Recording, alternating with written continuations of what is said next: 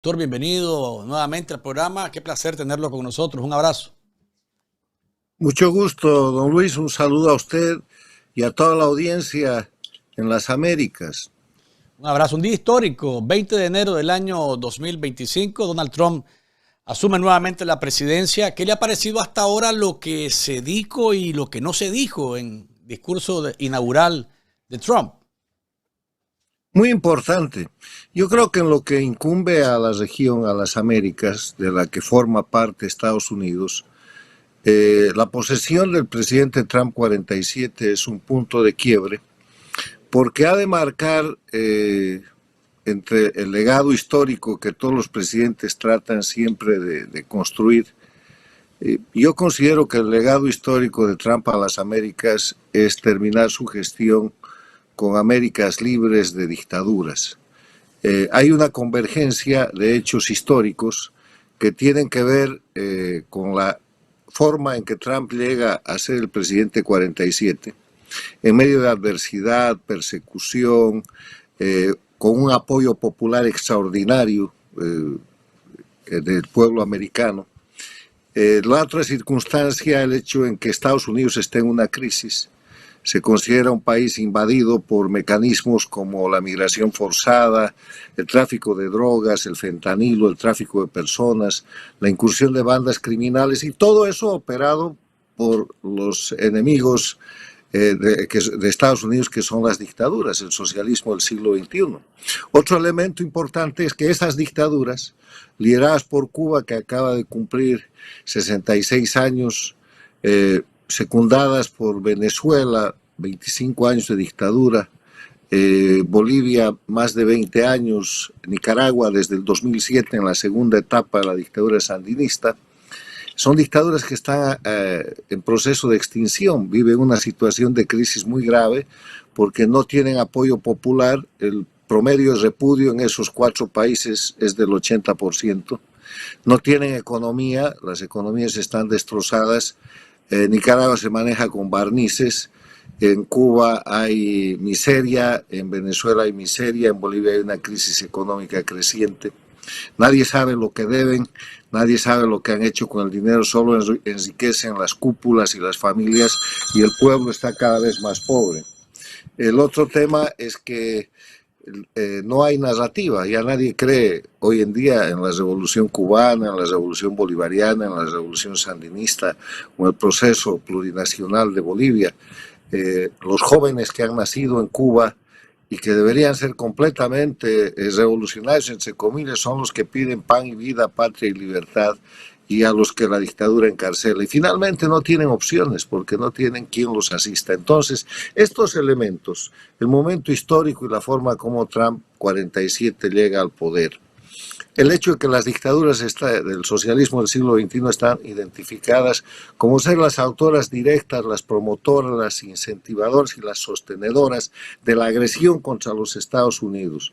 Y el hecho de que esas dictaduras están en un proceso de agotamiento, le dan al presidente Trump la oportunidad histórica de ser el presidente que convierta a las Américas de nuevo en una zona de libertad y democracia.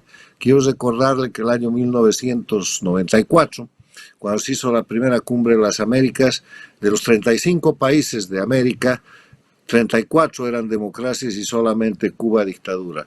Hoy día Trump recibe el poder con 4 dictaduras y 4 gobiernos paradictatoriales, que son gobiernos que con gobiernos democráticos, en países democráticos, pero que están al servicio de las dictaduras, y que son México de Sheinbaum, Colombia con Petro, Brasil con Lula y Honduras con la señora Castro. Entonces, el momento histórico es muy importante, hay grandes expectativas, y hemos visto cómo, por ejemplo, en específico con relación a la frontera sur, el discurso y las órdenes ejecutivas que el presidente de los Estados Unidos ya ha empezado a firmar corroboran absolutamente la línea que él sostiene, la política que ha ofrecido, que ahora empieza a cumplir.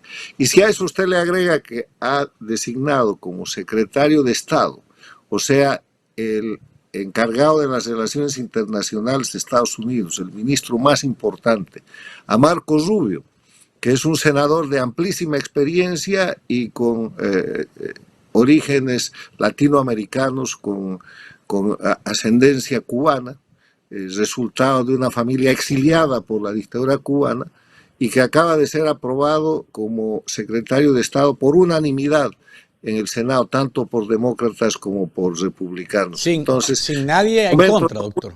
Sin nadie en contra. No, unanimidad. Entonces, eso es una señal muy, muy importante. Este gobierno que se acaba de posesionar es un gobierno muy poderoso y que en materia de lo que es la lucha contra las dictaduras sabe quién es el enemigo, lo tiene identificado, todos estos regímenes dictatoriales de crimen organizado, porque lo de la revolución es un cuento, que son narcoestados que atacan a Estados Unidos con droga, con cocaína, con fentanilo, con mafias que han mandado a los Estados Unidos y que obligan ahora a tomar un conjunto de medidas dramáticas para salvar a la sociedad norteamericana que está bajo amenaza, y que además han generado una migración forzada que es calificada como una invasión, como un instrumento de agresión en el marco de lo que se llama la guerra asimétrica. Las cosas están muy claras y este es un momento de quiebre para avisorar mejores tiempos para la libertad y democracia en las Américas, y para que a partir de eso se mejoren las condiciones de vida, de comercio, de trabajo en los países que han sido utilizados como centros de expulsión de migrantes. Lo que hay que hacer para que Cuba, para que Venezuela, para que Bolivia, para que Nicaragua y el resto de los países dejen de expulsar gente, es devolverles democracia, es devolverles libertad, es generar fuentes de trabajo en esos lugares a partir de la libre iniciativa, de la protección de la propiedad privada, de la mejor educación, de la mejor capacitación, porque yo insisto en algo que hemos dicho en sus programas y que hoy día quiero repetir: a la gente no le gusta migrar, la gente no migra porque quiere, y tampoco es cierto que migre por pobreza, la gente migra por miedo. La gente migra cuando sus hijos están amenazados a ser convertidos en guerrilleros o en narcotraficantes, o las hijas en algunas cosas peores, cuando no tienen posibilidad de proteger a la familia.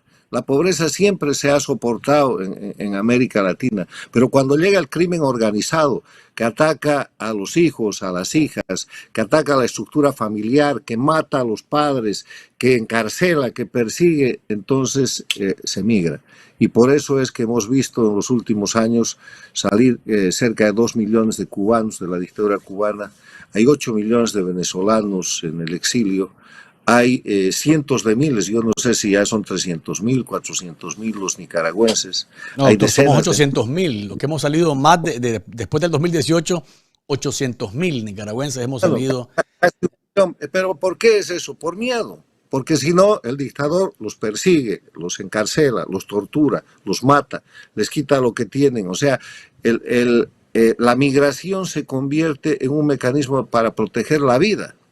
Y en eso las dictaduras manipulan y organizan flujos migratorios que empujan, que están además permeados de criminales, como el caso del Tren de Aragua, que ya se ha expresado criminalmente en varios estados de los Estados Unidos, y buscan destrozar esto que ellos llaman la lucha antiimperialista, que no es otra cosa que el crimen organizado contra la democracia. Ok, solamente para puntualizar, doctor, porque usted lo acaba de decir, pero tengo que decírselo también a mis seguidores. El Senado votó el lunes, porque esta es una información que ha salido hace unos minutos nada más.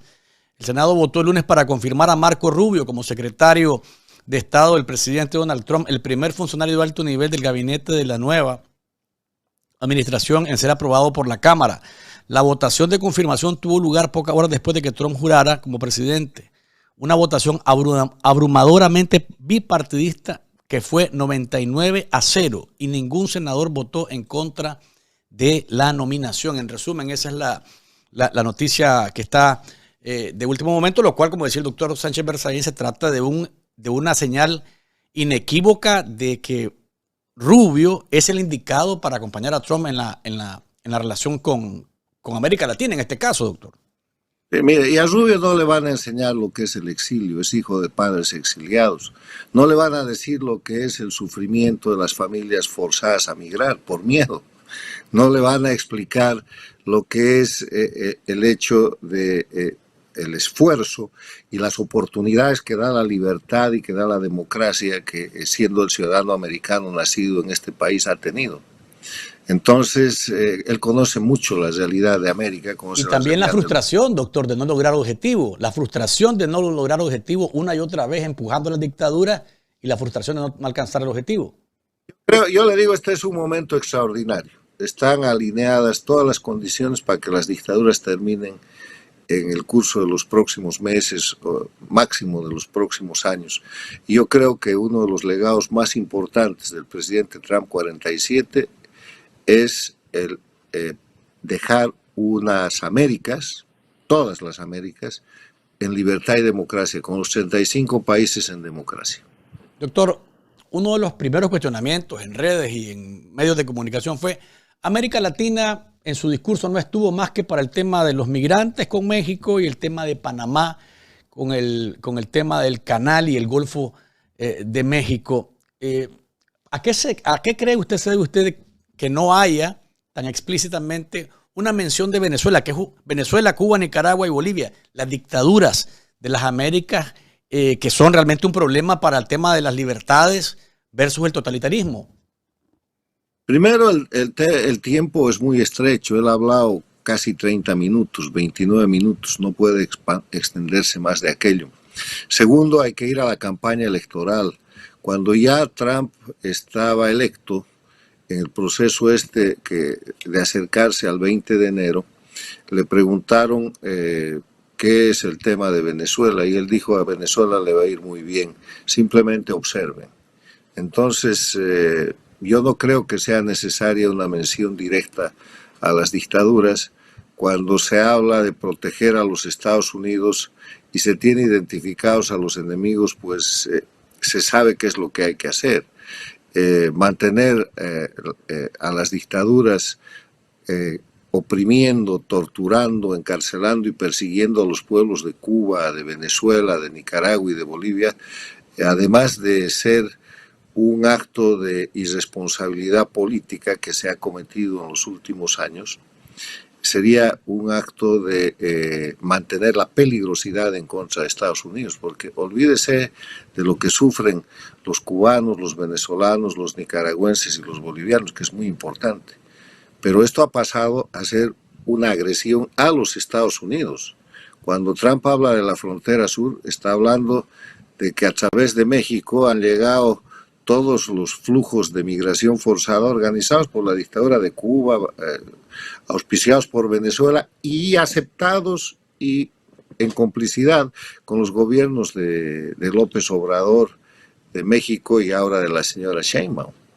Entonces, es muy claro aquello, y yo creo que el panorama está preestablecido para que en esta gestión de Trump 47 veamos el final de las dictaduras del socialismo del siglo XXI o castrochavismo en la región. Doctor, el tema, esto que ha pasado con el Golfo de México, que pretende llamarlo Golfo de América, sí alcanzó en el discurso. Y también el tema de Panamá. Ha reaccionado el presidente Mulino diciendo de que no existe tal control de los chinos en el canal. ¿Cree usted que para iniciar el mandato del presidente Trump debió de haber dejado esos temas de fuera y tratarlos bilateralmente? Porque decirlo en el discurso inaugural es realmente un asunto que genera corroncha, como decimos, o genera anticuerpos al inicio. Eso demuestra la importancia del tema. Yo creo que el tema del canal de Panamá es muy importante para la seguridad de Estados Unidos y para la seguridad hemisférica. Si los chinos están manejando el canal como sostiene Trump, y si le están cobrando, o lo que dice que le están cobrando a los barcos americanos y a los buques de la Marina americana, los argumentos que él ha dicho, es una cosa muy delicada, y lo ha dicho públicamente y varias veces. Entonces lo que se espera es que ahora venga el canal diplomático, y como Panamá dice que no, que se establezca una dinámica para clarear los puntos de vista. Pero lo que ha dicho Trump es una cosa muy seria. El canal de Panamá es un espacio estratégico que no puede ser puesto en control de China, ni de ningún enemigo de los Estados Unidos. No se olvide que China es una dictadura. Será una dictadura capitalista, en expansión económica, lo que usted quiera, pero es claramente uno de los regímenes que sostiene a las dictaduras en las Américas. Es uno de los regímenes que se ha expandido sosteniendo a la dictadura de Cuba, a la de Venezuela, a la de Bolivia, a la de Nicaragua. Se acaban de apoderar junto con Rusia del litio boliviano y otras reservas estratégicas. Hay dos bases, no una, como ha dicho el ahora secretario de Estado Rubio en su audiencia de confirmación, de equipos de espionaje sobre los Estados Unidos montados en territorio cubano, y hay muchos más en territorio venezolano, y mucho de ese equipamiento es chino. Entonces hay que ir con calma en este tema. No creo que sea el momento para exclamaciones de tipo chauvinista. Creo que lo que hay que hacer es poner las cosas con claridad. Panamá está reclamando su soberanía, pero el Canal de Panamá tiene un tratado, tiene un conjunto de disposiciones internacionales que tienen que revisar si se están cumpliendo y ya. Y en el tema de México, yo creo que lo que Trump expresa es una profunda indignación contra los gobiernos de México, contra el de López Obrador y de Sheinbaum, que en los últimos años han sido la plataforma para el ataque masivo contra los Estados Unidos. Y una de las cosas que ha hecho hoy día es firmar una orden ejecutiva utilizando las potestades de estado de guerra para cerrar la frontera sur de los Estados Unidos y para defender ese espacio territorial, porque él considera que lo que estaba pasando ahí es una invasión. Y ha dicho otra cosa, además, muy importante, que va a calificar como organizaciones terroristas a los carteles del narcotráfico de México. Eso tiene implicaciones muy importantes, en las cuales el gobierno de México tiene dos opciones: o trabaja contra el crimen, o sigue haciendo lo que ha estado haciendo, dando más bien potestades y espacios territoriales, siendo extraordinariamente permisivo, abrazos y no balazos en el gobierno de López Obrador y el continuismo de la señora Sheinbaum. O sea, ahí hay temas muy de fondo en los cuales el planteamiento de Trump tiene que ver con la defensa de la juventud, de la ley, de la libertad, de la democracia y de la condición de vida de las sociedades, no solo de Estados Unidos, también la de México. En México hay estados dentro del Estado mexicano que son verdaderos narcoestados. Y una de las últimas medidas que ha tomado el expresidente López Obrador ha sido la de meterle la mano a la justicia, haciendo que los jueces sean elegidos, para que de esa manera en las poblaciones, en los estados donde el narcotráfico controla el territorio, además elija a los jueces. Y eso es gravísimo. Ahora, doctor, Putin saluda... O sea, no es por falta de méritos que Trump está poniendo el dedo en la llaga. Sí, ahora, el dictador ruso saluda a Trump y hay gente que dice, bueno, América Latina ya no va a ser una preocupación tanto Rusia, porque Trump va a tratar de otra forma a Putin. Pero la verdadera preocupación tiene que ser China. ¿Usted coincide con esto, doctor? Mire, cuando acabó la Unión Soviética y desapareció la Unión Soviética, cayó primero el muro de Berlín y en 1991 acabó la Unión Soviética, se estableció el triunfo del capitalismo contra el comunismo. Y en ese momento empezaron una cantidad de estudios que abarcaron toda la década del 90 hasta el final del siglo pasado, que han recomendado y siguen recomendando que los Estados Unidos, para frenar a China, que es la potencia, el enemigo emergente, lo que tenía que haber hecho era aliarse con Rusia e incorporar a Rusia a la OTAN. Porque Rusia es un país muy grande, pero es mitad europeo y mitad asiático, es euroasiático. Y en esa dinámica, la gran jugada estratégica geopolítica de Nixon y Kissinger fue para bloquear a la Unión Soviética y neutralizarla, aliarse con China. Hoy día, en el siglo XXI, el fenómeno es al revés. Hay que tener de aliado a Rusia para frenar el expansionismo chino. Lo que usted no puede hacer es permitir una alianza entre China y Rusia, que con Irán y Corea del Norte han formado ahora un cuadro de las dictaduras en contra de la libertad y la democracia en el mundo, y han dado lugar a lo que yo llamo la guerra global. Hoy día el mundo está en una guerra global con dos frentes, un frente la invasión de Rusia a Ucrania y otro frente los ataques terroristas de Hamas a Israel, que han generado una guerra ahí que ya se ha parado hace unas horas. Entonces, el gran rol de Trump y de Rubio en el ámbito internacional es aplacar esos dos frentes y reorganizar las alianzas internacionales, porque eso ha traído mucho problema económico también.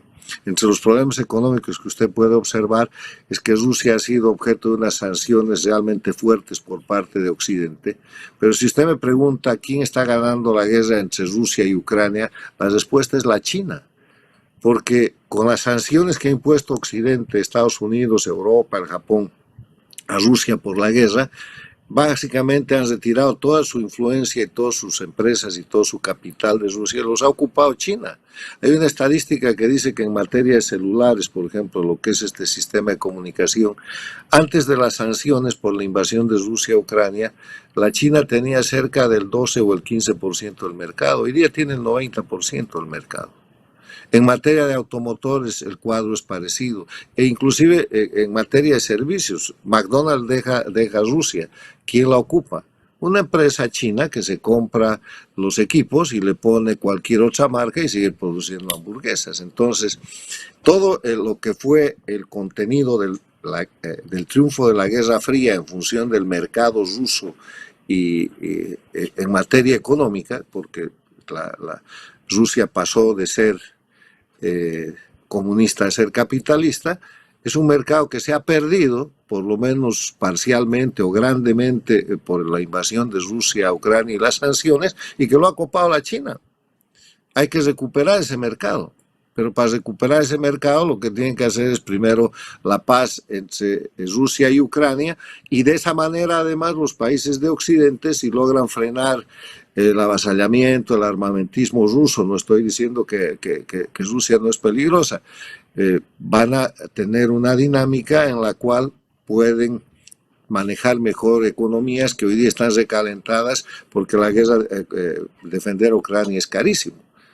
Y yo creo que Trump tiene las condiciones para desinflar a Rusia y hacerle entender que es mucho mejor una relación económica en la que Rusia vuelva a vender gas y petróleo a Europa, lo que quita la presión de seguirle comprando petróleo a Irán o a dictaduras como Venezuela, y reordenar económicamente el mundo. Es un momento muy importante donde el juego geopolítico está en pleno curso y donde yo espero que vuelvan a leer a los estudiosos de la década del 90, que después de terminar la Guerra Fría dieron la recomendación de que Rusia tiene que ser considerado un país europeo, más que asiático, y un aliado de las democracias. Ahora, ahí ha llegado Putin, tiene ha hecho de Rusia una dictadura, pero eso tampoco es eterno, ese es un proceso que hay que trabajar y que es mucho más fácil de trabajar que el chino, que se presenta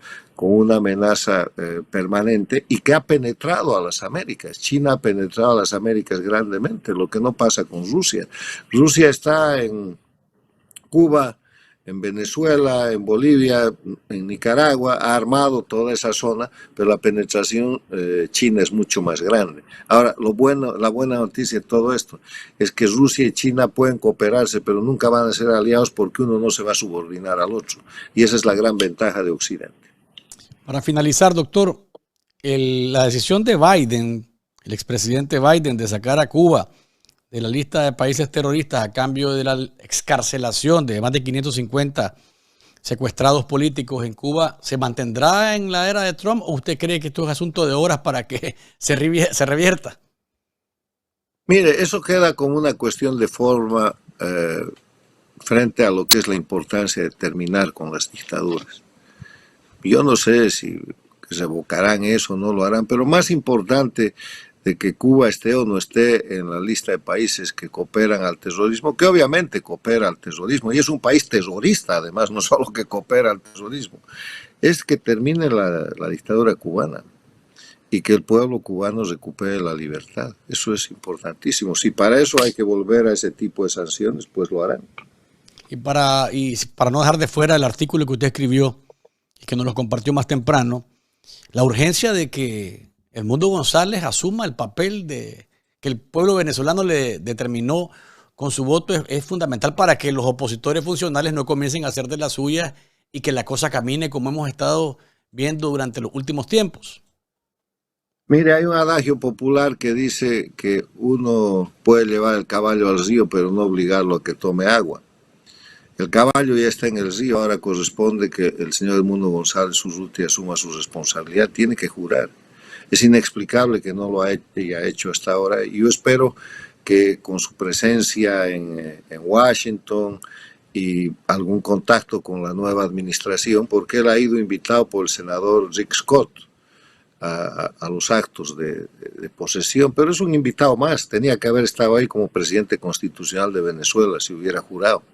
Yo espero que en las próximas horas o en los próximos días eso tome un curso adecuado, porque Venezuela necesita la representación nacional e internacional del hombre por el cual el pueblo ha votado, que es Edmundo González Urrutia, y que ha llegado ahí porque todo el armado y todo el preparado lo ha hecho María Corina Machado, que está en la clandestinidad y que también merece que Edmundo González Urrutia jure como presidente para nombrar a la jefa de gobierno. Así es. Doctor Carlos Sánchez Berzaín, qué placer tenerlo el placer de tenerlo en el programa al arranque de la semana, en este día histórico en el que Donald Trump ha asumido el mandato por segunda vez. Vamos a estar en contacto y analizando la situación de conformidad se vayan dando los hechos. Le agradezco muchísimo que nos haya acompañado y le dejo unos segunditos para que se despide la audiencia, que siempre está muy contenta de verla con nosotros. Vientos de cambio, tiempos de cambio para las Américas. Y yo creo que en buen rumbo, porque se identifica al crimen organizado y eso trae consigo el final de las dictaduras. Esperemos que esto sea así. Lo que hasta ahora se presenta es muy auspicioso. Y que sea más temprano que tarde. Un abrazo, doctor Sánchez Berzaín. Encantado.